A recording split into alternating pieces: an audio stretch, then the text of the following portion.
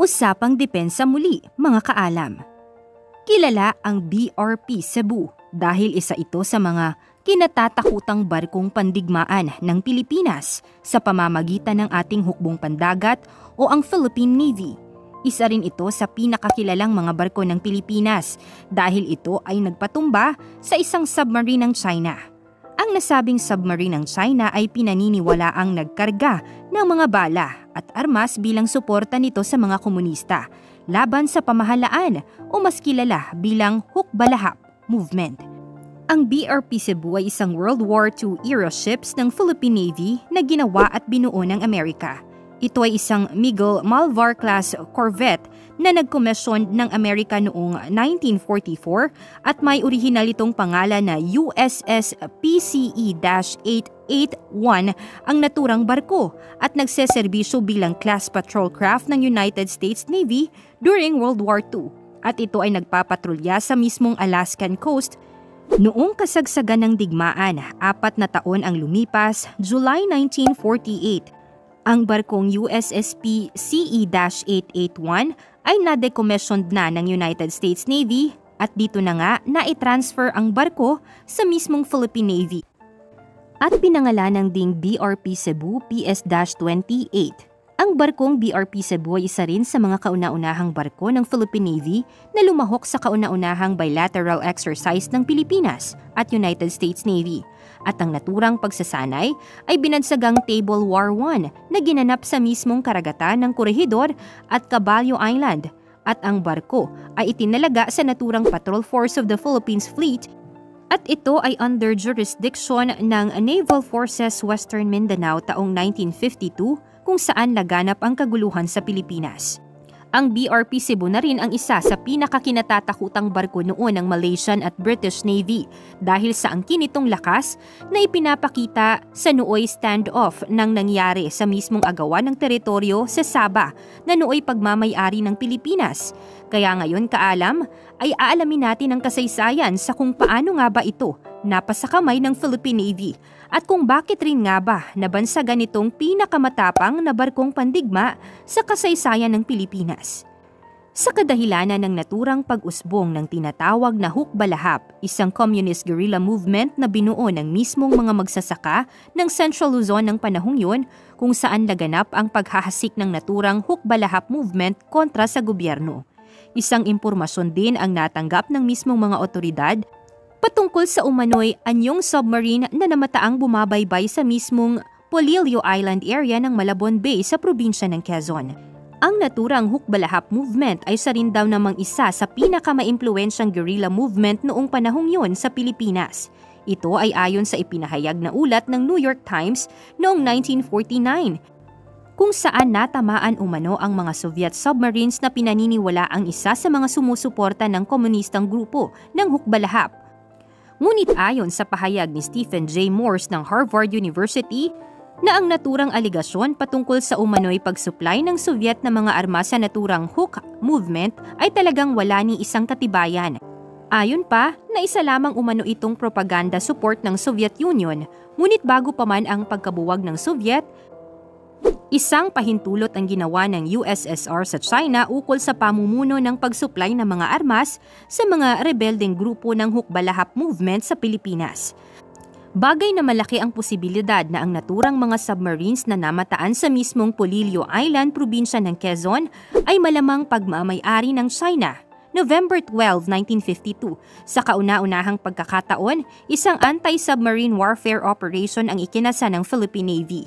At ito ay ang encounter sa pagitan ng naturang mga submarines na namataan sa mismong Polillo Island.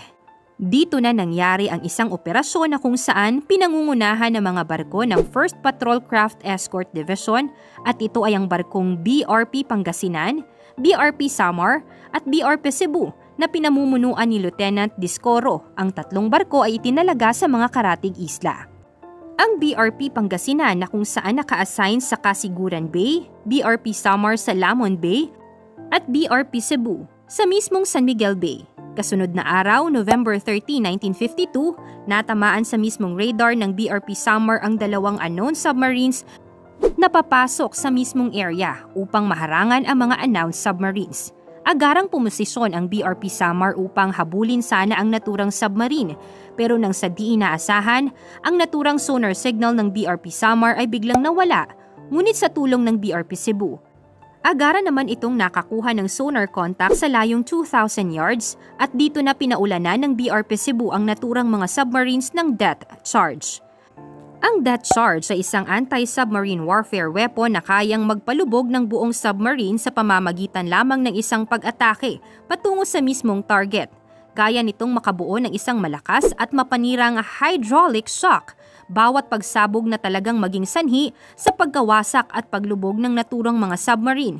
Ngunit ang naturang inilunsad na pag-atake ng BRP Cebu ay talagang hindi matagumpay, kung saan hindi nito natamaan ang mismong target. Kasunod na araw, talagang makikitang hindi pa rin nagpapatinag ang naturang mga submarines, kung saan muli pa rin itong namataan sa radar ng BRP Cebu. Dito na mas naging alerto ang Philippine Navy sa naturang panghihimasok ng mga submarines na pinaniniwalaang nagkarga ng mga armas at bala bilang supply sa naturang communist hukbalahap movement sa Pilipinas. At nang makita ang pagmaniobra ng submarine patungo sa ilalim ng dagat, agara namang nagbitaw muli ang BRP Cebu ng isang masiguradong atake gamit ang depth charge laban sa naturang mga submarines. At dito na nga narinig ang malakas na pagsabog o explosion na galing mismo sa ilalim ng dagat. At dito na kumpirmado na natamaan ng BRP Cebu ang submarine na talagang nagresulta sa paglubog nito. At ang naturang matagumpay na operasyon ng Philippine Navy ay talagang yumanig sa mundo na nagresulta sa halos 6 na taong walang ni isang submarine na nagtangkang pumasok sa mismong karagatan ng Pilipinas. Mataas rin ang saludo ng nooy Defense Secretary na si Ramon Magsaysay sa mismong mga tauhan ng Philippine Navy. Pinaunlakan rin ito ang naturang katapangan na ipinapakita ng 3 barkong pandigma na nagkasa sa naturang operasyon. At isa na nga dito ang BRP Cebu na talagang nagpalubog sa isang Chinese submarine na nagtangkang mag-supply ng mga armas sa naturang Hope Rebels. At ang naturang operasyon ay nagmarka sa muling pagpanumbalik ng Philippine Navy na kontrolin ang karagatan ng Pilipinas laban sa mga ilegal na panghihimasok. And by the year of 1960, ang isa sa 3 barko ay tuluyan ng nawala sa pagseserbisyo sa Philippine Navy. Sa kadahilanan na rin ng sobrang kalumaan at ito ay barkong BRP Samar. Taong 1968 sa mismong panunungkulan ni Pangulong Ferdinand Marcos, kung saan isang operasyon ang binuo ng administrasyon na tinawag bilang Operation Merdeka, pangunahing layunin nito ay upang lubusin at bawiin ang nooy Sabah mula sa kamay ng Malaysia. At nang maikasa ang naturang operasyon, isa ang BRP Cebu sa mga nangungunang barko na talagang pumapatrol sa mismong karagatan ng Sabah. Makikita rin na talagang nakaposisyon na ang mga pinagsamang puwersa ng naturang mga British Navy at Royal Malaysian Navy Forces sa puntong ito ay talagang hindi pa nagpapatinag ang BRP Cebu, kung saan walang pag-aalinlangan itong pinaninindigan ang naturang maritime border ng Pilipinas laban sa mga mananakop.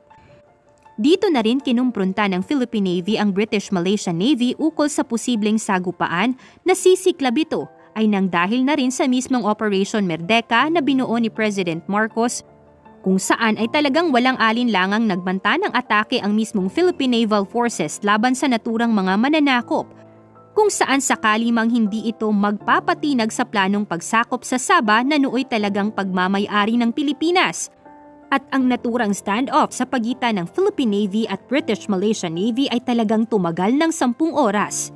Dito na nga mas napatunayan pa ng Philippine Navy ang bangis na kayang ipamukha ng mga banyagang mananako pagdating sa mga sagupaan sa karagatan.